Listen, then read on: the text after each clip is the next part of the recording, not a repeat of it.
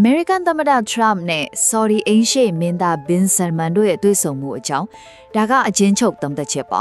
ဒီတွေ့ဆုံမှုက2018ခုနှစ်က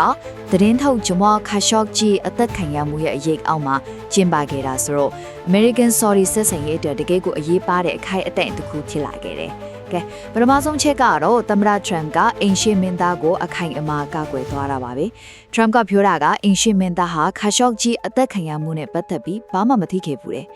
ဒါပေမဲ့အဲ့ဒါက2021ခုနှစ်ကအမေရိကန်ထောက်လှမ်းရေးအစီရင်ခံစာနဲ့တော့တော်တော်လေးကိုစန့်ကျင်နေတယ်။အဲ့ဒီအစီရင်ခံစာမှာကအင်ရှင်းမင်းသားကိုယ်တိုင်ဒီလောက်ကျန်မှုကိုအတည်ပြုခဲ့တယ်လို့ဖော်ပြထားတာတဲ့။ဆိုတော့ဒီကိစ္စနဲ့ပတ်သက်ပြီး Saudi ဘက်ကတော့ဘယ်လိုတုံ့ပြန်လဲ။ဒုတိယချက်ကတော့သူတို့ရဲ့တုံ့ပြန်မှုနဲ့ခါရှော့ဂျီရဲ့ဇနီးတဲ့တုံ့ပြန်ချက်ကလုံးဝမတူတာပဲ။အင်ရှင်းမင်းသားကတော့ဒီလူသက်မှုကိုကြီးမားတဲ့အမားလို့ဝန်ခံပေမဲ့စုံစမ်းစစ်ဆေးမှုတွေကိုတော့မှန်မှန်ကန်ကန်လုပ်ခဲ့တယ်လို့ဆိုတယ်။ဒါပေမဲ့ခါရှော့ဂျီရဲ့ဇနီးကတော့အင်ရှင်းမင်းသားကိုယ်တိုင်တာဝန်ရှိကြောင်းဝန်ခံခဲ့ဖို့တာကိုထောက်ပြပြီးတောင်းပန်ဖို့တောင်းဆိုခဲ့တယ်။ဒီလိုနိုင်ငံရေးအကာအကွယ်ပေးမှုတွေနောက်ကွယ်မှာပါရှိနေလေ။နောက်ဆုံးချက်ကတော့ကြီးမားတဲ့စီးပွားရေးနဲ့စစ်ရေးသဘောတူညီချက်တွေပါပဲ။ American မှာ Saudi ရဲ့ယင်းနှိမ့်ညွတ်နာမှုကို$1 trillion အထိတိုးမြင့်ဖို့ nuclear စွမ်းအင် AI နည်းပညာတွေအပြင်အစစ်မြင့် F-35 တိုက်လေယာဉ်တွေရောင်းချဖို့အလားအလာကိုပါဆွေးနွေးခဲ့ကြတာ။တို့ပြောရရင်ဒီတွေးဆုံမှုဟာလူအခွင့်ရေးဆိုင်ရာစိုးရိမ်မှုတွေကိုပေးဖယ်ပြီးမဟာဗျူဟာမြောက်စီးပွားရေးနဲ့စစ်ရေးသဘောတူညီချက်တွေကိုချစ်တန်းတင်က